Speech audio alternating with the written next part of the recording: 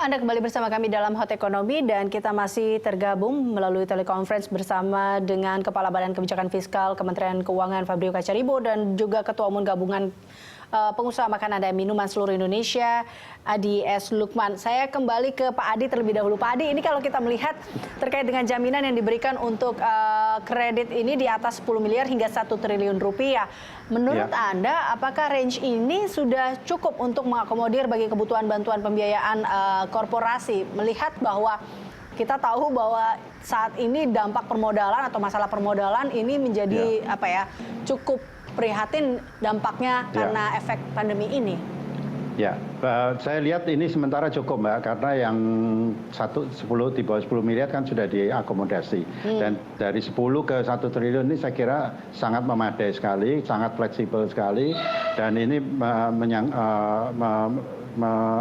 menjamin untuk yang kelas menengah sampai atas, yang besar, menengah sampai besar. Nah, tentunya ini kan juga dengan bunga yang lebih murah dari yang sekarang berlaku, yang ini yang disupport oleh pemerintah. Saya kira ini juga akan memberikan kemudahan dan juga modal yang lebih murah lagi bagi perusahaan untuk terus berkembang dalam pemulihan ekonomi. Dan kita bisa rasakan paling tidak ada perbedaan bunga sekitar 3-4% ini cukup membantu menambah cash flow perusahaan, dan mudah-mudahan ini juga bisa mempercepat itu perluasan dan juga pengembalian pasar yang sementara ini sudah hilang.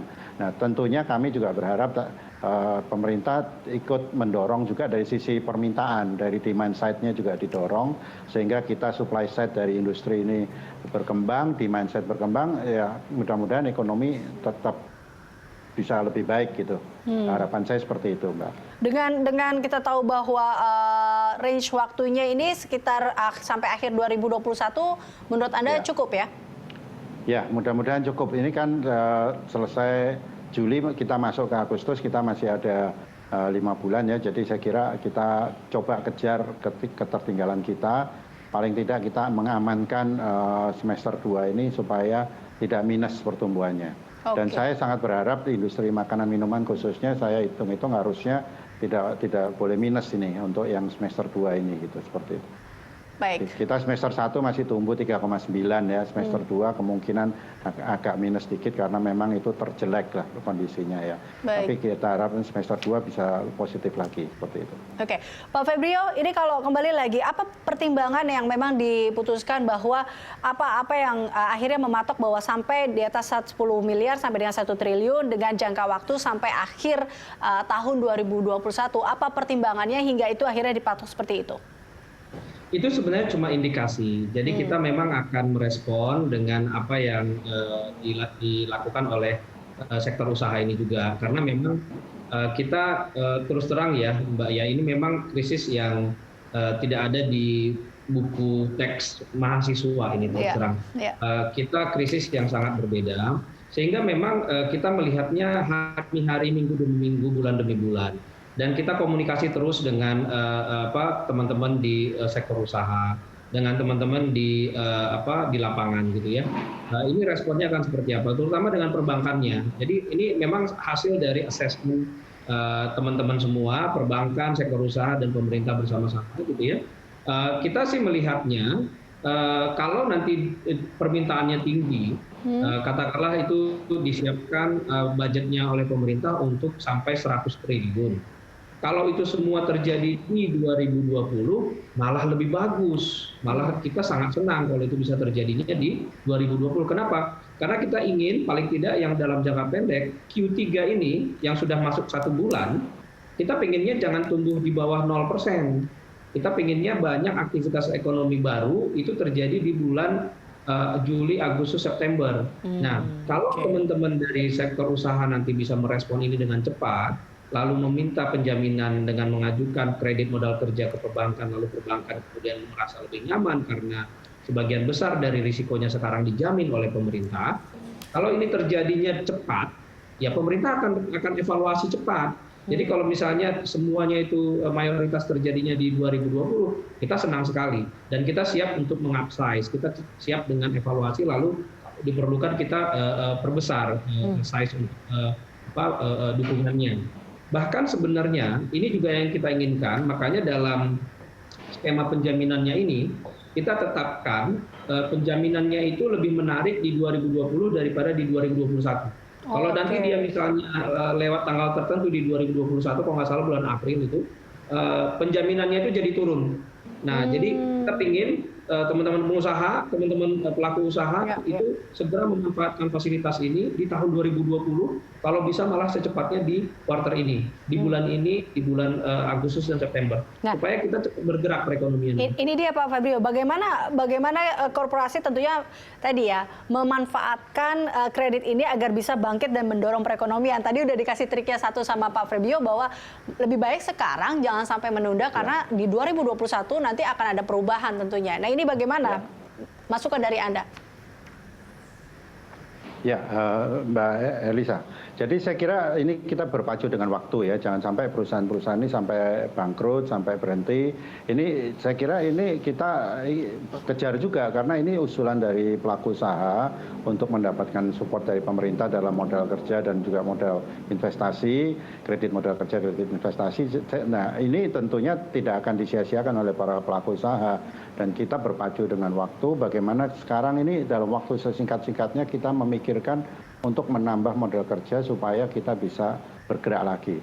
Ya, dan kita berharap prosesnya juga di perbankan maupun di jaminan nanti, baik itu Jamkrindo, LPEI, BPI, ini bisa cepat dikerjakan sehingga tidak membuang-buang waktu yang kita dalam proses evaluasi dan proses penilaiannya nanti itu seperti itu. Dan ini kita minta dukungan dari pemerintah supaya ada guideline yang jelas bagi para penjamin dan juga bagi perbankan sehingga bisa cepat. Termasuk dalam tingkat suku bunganya juga kah itu menjadi pertimbangan menurut Anda? Iya, tingkat suku bunga kan pemerintah akan memberikan 7% ya Pak Febrio ya. Jadi ini saya kira cukup menarik dan sebetulnya usulan kami waktu itu BI rate, tapi pemerintah dengan berbagai pertimbangan akhirnya memberikan 7%. Saya kira ini sudah satu langkah maju yang dilakukan oleh pemerintah dari usulan-usulan pelaku usaha. Mungkin jalan tengah yang mana mungkin pemerintah masih sanggup sekian dan kita terima dulu ini. Yang penting kita jalan dulu.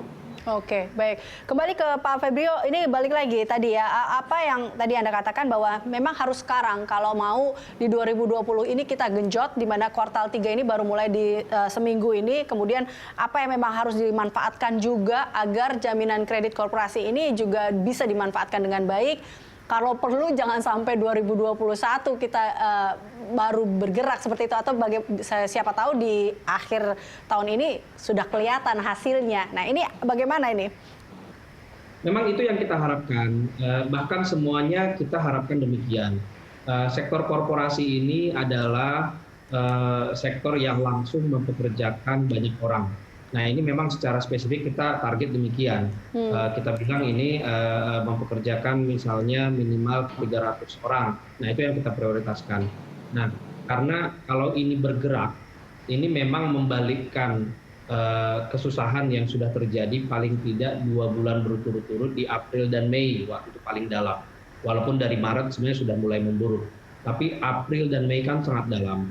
Dan banyak memang perusahaan yang akhirnya harus merumahkan pekerjanya. Nah, ini yang ingin kita usahakan jangan berlanjut.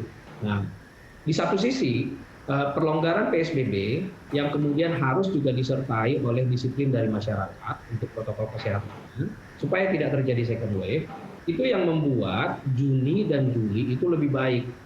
Nah, arah tren yang membaik ini kita manfaatkan.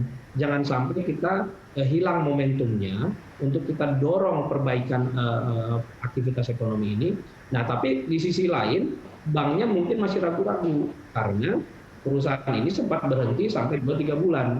Nah, disinilah masuknya pemerintah itu. Nah, pemerintah pengennya perusahaan ini segera untuk beroperasi lagi, naikkan kapasitas produksinya, panggil lagi tenaga kerjanya yang tadinya dirumahkan, tambah produksinya, ekspornya ditambah dan sebagainya untuk menambah aktivitas perekonomian kita. Nah, itu akan dengan sendirinya juga di satu sisi menaikkan daya beli masyarakat. Kenapa?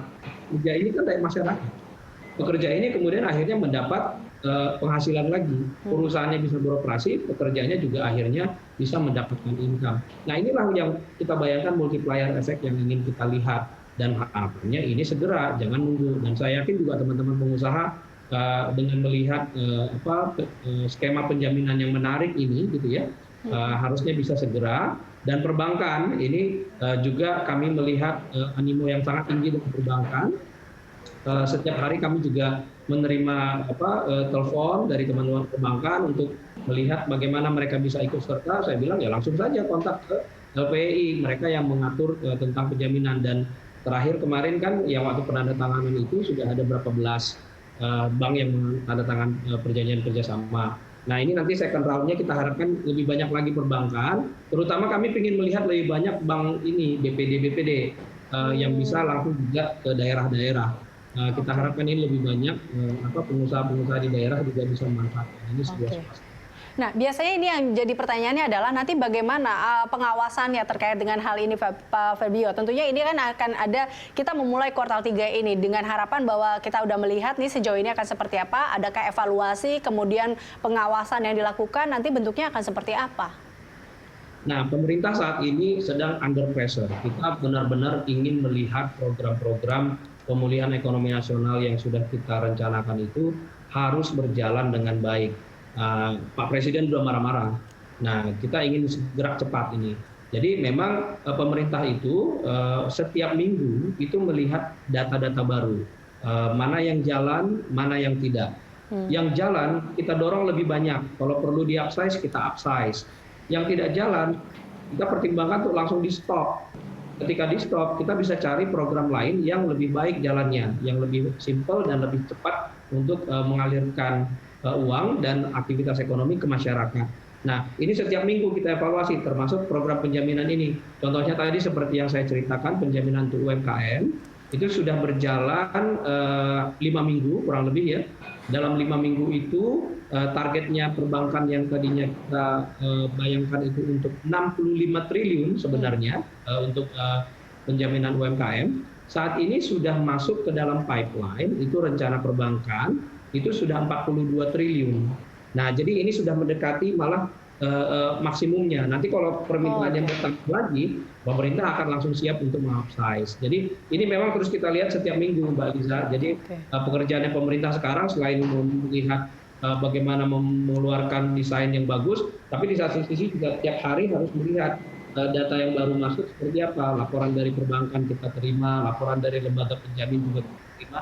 Memang harus demikian. Ini saat-saat memang kita nggak bisa santai-santai. Pemerintah memang nggak bisa santai hari-hari begini, tahun-tahun seperti ini. Oke, baik. Nah, apakah ini sudah terasa juga nggak sih karena dalam waktu-waktu dekat ini oleh para pengusaha? Kita akan membahasnya nanti bersama Pak Adi. Usai jeda, pemirsa tetaplah bersama kami dalam Hot Economy.